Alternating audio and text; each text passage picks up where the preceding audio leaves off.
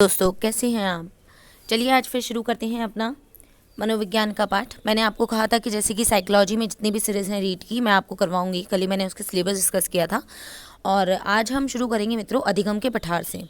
देखिए अधिगम के पठार क्या होते हैं, मैं एक एक टॉपिक करके आपको पढ़ाऊंगी। आज हम अधिगम का पठार ले रहे हैं। सबसे पहली बात हमने यहाँ टॉपिक लिख लिया। अब देखिए अधिगम के पठार।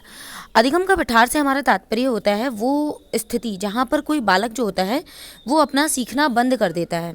यानी कि पहले वो लगातार सीख रहा है और अगर वो सीखना बंद कर दे या उसके सीखने में किसी तरीके की रुकावट आ जाए तो वही चीज़ कहलाती है अधिगम का पठार। अब इसके बहुत से कारण हो सकते हैं, तो पहले तो हम ये देख लेते हैं, हम अधिगम का पठार लिख लेते हैं क्या होता है। वह स्थिति जहाँ बालक अपना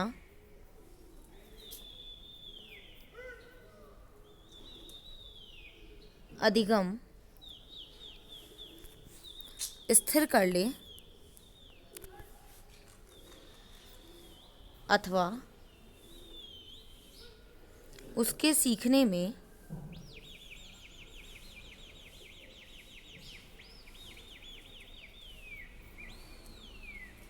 रुकावट आ जाए।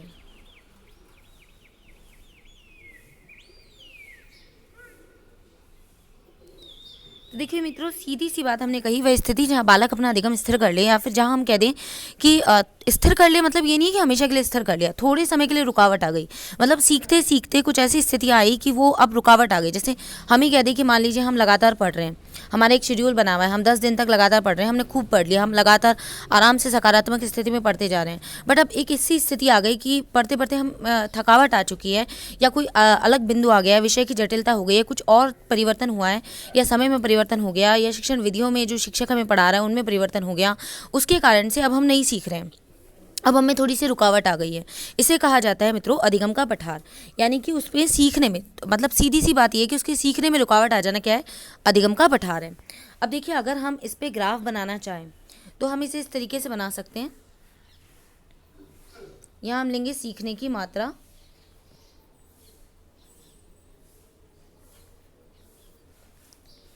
और यहाँ हम ले लेते हैं सीखने का समय।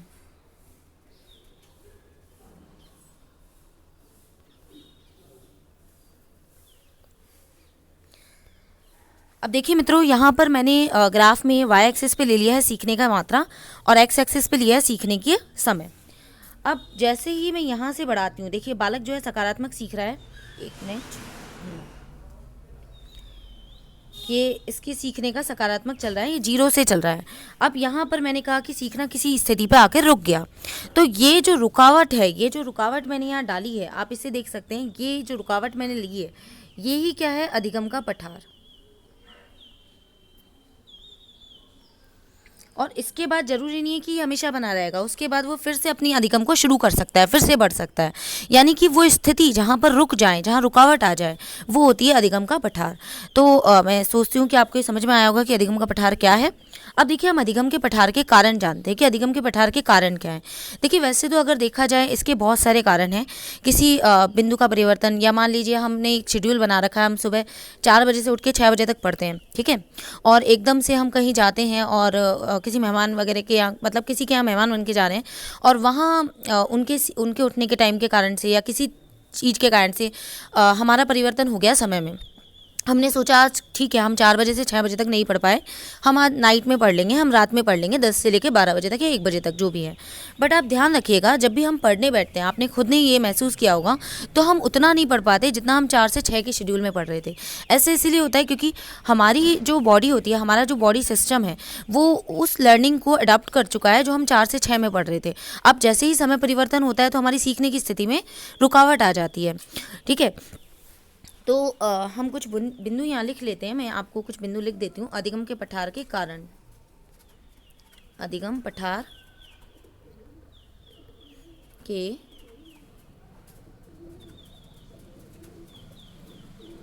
कारण। देखिए मित्रों अधिगम पठार के कारण क्या होते हैं। पहला कारण है थकावट।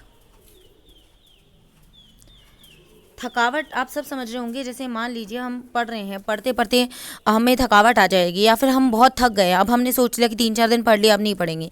इसी तरीके से मान लीजिए कक्षा में एक बालक बैठा है, ठीक है, वो सुबह 7-7:30 बजे स्कूल जब, या 8 बजे जो भी स्कूल लग रही है, और वो उस समय में आ रहा है स्कूल में, आके वो दिन तक बैठा है 2 या 2:30 बजे तक, जब तक स्कूल रहती है। तो एक सीखते सीखते सीखते सीखते एक ऐसा समय आता है कि वो थक जाता है, ठीक है। इसीलिए कहा जाता है कि जब स्कूल में लर्निंग के लिए, शिक्षण के लिए जो पीरियड बनाए जाते हैं, जो टीचिंग पीरियड्स बनाए जाते हैं, उसमें इस बात का ध्यान रखा जाता है कि जितने भी जटिल विषय होते हैं उनको प्रारंभ में दिया जाए, और जो इतने सरल विषय होते हैं, जैसे कि हम ये कहते हैं हिंदी है, इंग्लिश है, या इन सबको बाद में दिया जाना चाहिए। अगर हम बाद में गणित जैसे विषय को रख दें जिसकी जटिलता बहुत है, तो ये बिल्कुल ही, मतलब आप 90% मान के चलिए कि ये संभव ही है कि वो बालक उस चीज़ को अडॉप्ट नहीं कर पाएगा, उसको नहीं सीख पाएगा, क्योंकि अब वो थक चुका है, थकावट आ चुकी है। तो ये कहलाता है थकावट। अब देखिए दूसरा हम कह लेते हैं समय। समय ये होता है कि जैसे मान लीजिए एक निर्धारित समय है, ठीक है, तो निर्धारित समय पे हम पढ़ रहे हैं, अब वो हमारी बॉडी उस सिस्टम को अडॉप्ट कर चुकी है। जैसे कि मैंने आपको भी बताया कि आप 4 से 6 के बीच में पढ़ते हैं, या आप मान लीजिए आपने अपना कोई और शेड्यूल सेट कर रखा है, और किसी कारण से आपका किसी दिन वो शेड्यूल बदल जाता है, और आप सोचते हैं कि आप बाद में कर लेंगे उस चीज़ को कवर। तो मित्रों ऐसा होता है कि आप उस समय पर, जो आपने बाद में वो समय लिया, उस पर आप उतना नहीं सीख पाते हैं। रीज़न ये रहता है क्योंकि आप समय परिवर्तन होने के कारण से उस चीज़ में इतना अच्छा नहीं सीखते हैं, तो अधिगम का पठार आ जाता है, उसे भी अधिगम का पठार कहा जाता है। तीसरा हम ले लेते हैं विषय जटिलता।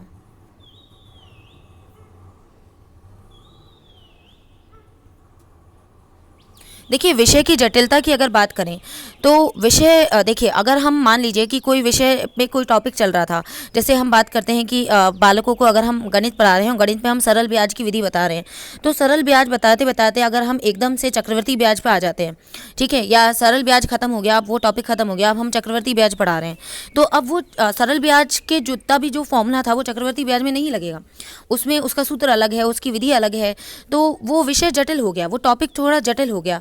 तो हो सकता है कि कुछ बालक जो होते हैं वो उस विषय की जटिलता के कारण से उनके सीखने में थोड़ी देर पर रुकावट आ जाए, वो अधिगम का पठार कहलाएगा। तो विषय की जटिलता भी अधिगम के पठार के लिए आवश्यक हो गई। अब बात करते हैं मतलब उसका एक कारण हो गई। अब बात करते हैं मित्रों विषय की जटिलता के बाद बिंदु परिवर्तन। ये विषय की जटिलता, बिंदु परिवर्तन एक ही बात होती है, जैसे हमने कोई बिंदु परिवर्तित कर दिया, मतलब वही बात आ गई, है ना। अब कई बुक्स में इसको आपको बिंदु परिवर्तन नाम भी मिलेगा विषय की जटिलता के नाम से, है ना।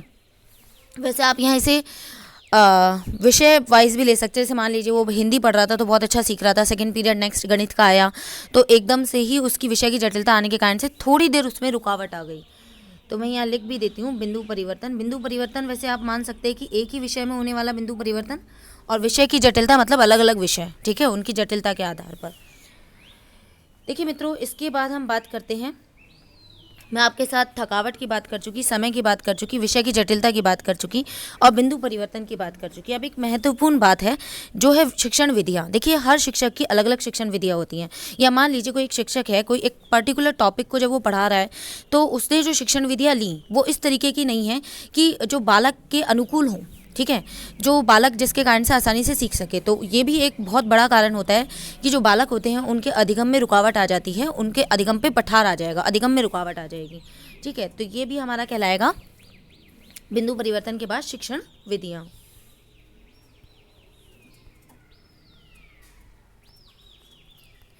ठीक है मित्रों, तो देखिए अधिगम के पठार में आप लोगों को समझ में आया होगा कि अधिगम का पठार क्या चीज़ है। अधिगम का पठार, अधिगम में आने वाली रुकावट, ठीक है, और रुकावट के कारण क्या क्या हो सकते हैं मैंने आपके सामने बताए। समय हो गया, थकावट हो गई, विषय की जटिलता, बिंदु परिवर्तन, शिक्षण विधियाँ, ये सारे वो कारण हैं जो किसी भी अधिगम के पठार के कारण बनते हैं। तो मित्रों अधिगम के पठार के बाद अब हम बात करते हैं अधिगम वक्र की। देखिए अधिगम के वक्र क्या है। अधिगम वक्र से हमारा मतलब है कि अधिगम की जो अलग अलग स्थितियाँ होती हैं, जैसे कि सकारात्मक स्थिति है ना, नकारात्मक स्थिति है, ऋणात्मक स्थिति है, या हम ये कह दें कि एक सरल रेखीय वक्र की बात करेंगे हम यहाँ पर, है ना, जी एक समान वक्र का बना रहना। आप खुद ही देखते हैं कि कई बालक ऐसे होते हैं, है ना, जो अगर हम खुद को ही देखें, आप फर्स्ट क्लास से लेके अपने 12th क्लास तक के मार्क्स देखिए, ठीक है, कई लोग, बहुत कम लोग आपको ऐसे मिलेंगे जिनके लगातार सभी विषयों में, मतलब सब क्लासेज में, सब कक्षाओं में एक जैसी परसेंटेज आई हो या थोड़ा बहुत 1-2% का अंतर रहा हो। कई बार क्या होता है कि जैसे बालक जो होता है फर्स्ट से लेकर 6 तक बहुत अच्छा सीख रहा है, या 6 से लेकर 8 तक बहुत अच्छा सीख रहा है, उसके बाद जैसे वो 9-10 में आता है तो एकदम से उसके लर्निंग जो प्रोसेस होती है, उसका जो सीखना होता है, उसकी जो परसेंटेज होती है वो डाउन हो जाती है। ठीक है, वो डाउन हो गई है ना, विषय की जटिलता आ गई वहाँ पर, या कुछ भी, बहुत सारे कारण होते हैं। तो अभी हम वक्र की बात करेंगे। हमारा जो नेक्स्ट टॉपिक हम स्टार्ट कर रहे हैं मित्रों, वो है अधिगम वक्र। देखिए, अधिगम वक्र में सबसे पहले हम बात करेंगे धनात्मक और सकारात्मक वक्र की।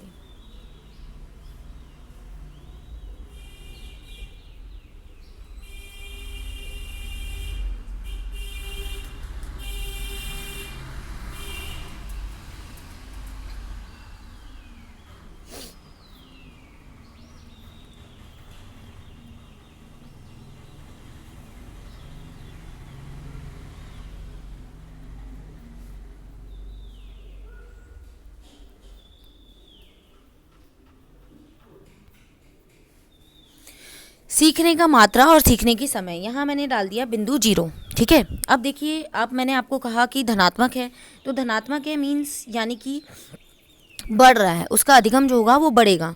ठीक है, तो हम ऐसे कह सकते हैं कि यहाँ जैसे मैंने कहा कि यहाँ थोड़ा कम था। ठीक है, और धीरे धीरे धीरे धीरे धीरे धीरे धीरे धीरे आप देखेंगे वो बढ़ता चला जाएगा। ठीक है, तो आप इस चीज़ को नोट करें कि ये बढ़ रहा है। अधिगम का वक्र मतलब सकारात्मक, सकारात्मक होना। अब उसके बहुत सारे कारण हो सकते हैं। बालक जब सुबह सुबह आता है तो ऊर्जावान होता है, सकारात्मक थॉट, उसकी जो विचार होते हैं, या उसके हम ये कह सकते हैं कि जो विषय है उसकी सरलता हो गई, या शिक्षक के द्वारा अपनाई जाने वाली शिक्षण विधियाँ होती हैं, है ना, तो या सीखने का जो उसका प्रोसेस है, मोटिवेशन है अंदर से उसका, है ना, तो वो सब चीज़ें इस अधिगम के सकारात्मक के कारण या धनात्मक के लिए आवश्यक होती हैं। यहाँ आप एक चीज़ नोट करें कि धनात्मक और सकारात्मक वक्र वो वक्र होता है जिसमें अधिगम जो होता है बढ़ रहा है, समय के साथ साथ अधिगम बढ़ रहा है। यानी कि समय के साथ साथ अधिगम का बढ़ना धनात्मक और सकारात्मक वक्र को दिखाता है, अगर हम सीखने की मात्रा और सीखने के समय के बीच में उस वक्र को बनाते हैं, उस ग्राफ को बनाते हैं, या हम उसको ड्रॉ कर रहे हैं, है ना। अब हम बात करते हैं मित्रों सेकेंड। देखिए, सीखने की मात्रा और ये हमने बात कर ली, है ना। अब हम बात करते हैं ऋणात्मक की, ऋणात्मक अथवा नकारात्मक वक्र।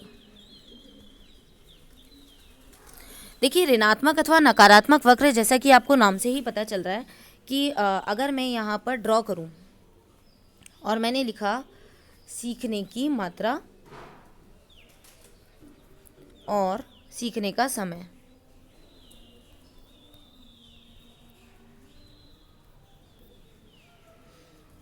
और ये धीरे धीरे डाउन हो गया। ठीक है, या फिर हम इसको ऐसे भी ड्रॉ कर सकते हैं मित्रों, एक मिनट।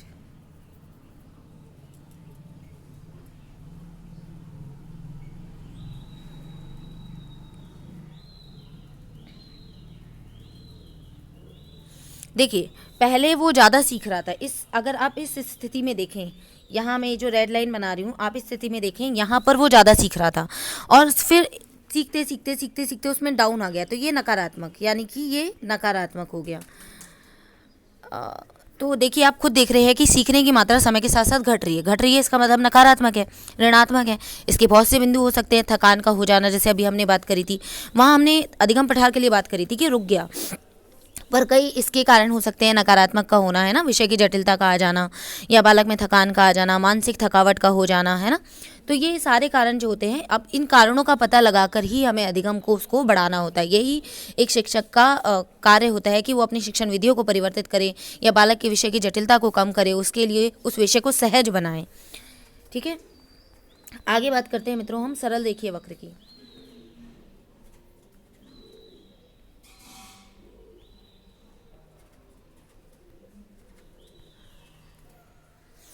देखिए, सरल रेखीय वक्र में मैं वक्र यहाँ पर बना रही हूँ।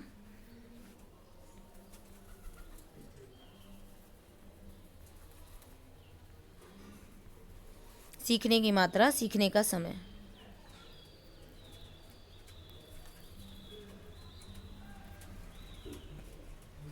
देखिए, जीरो से लेकर मैंने यहाँ पर एक लीनियर लाइन बनाई, एक सीधी लाइन बनाई। इसका मतलब ये है कि समान समय के अंतराल पर अगर हम देखें तो उसके सीखने का जो अंतराल है वो समान बना हुआ है। इसका मतलब एक जैसा बना हुआ है। आप एक दिन, आप जैसे मान लीजिए आप 10 दिन में अपने सीखने को आप ऑब्जर्व करें, या किसी बालक के सीखने को आपने ऑब्जर्व किया, ठीक है, आप उसका अवलोकन कर रहे हैं, आप देख रहे हैं, तो उसने पहले दिन जो सीखा जितने लेवल पे वो था, दूसरे दिन भी उसने उसी ही सकारात्मकता के साथ, उतनी ही ऊर्जा के साथ सीखा, ठीक है। तीसरे दिन भी उसने उतनी ही ऊर्जा के साथ सीखा, यानी कि उसके सीखने का वक्र जो है वो एक जैसा बना हुआ है, तो वो कहलाता है सीखने का सरल रेखीय वक्र। ठीक है, आप समझ पा रहे होंगे इस बात को कि यानी समय के साथ सीखने की मात्रा का समान बने रहना सरल रेखीय वक्र में आता है। इसके अलावा मित्रों एक चौथा वक्र और होता है जिसे हम कहते हैं एस या यू आकार का वक्र।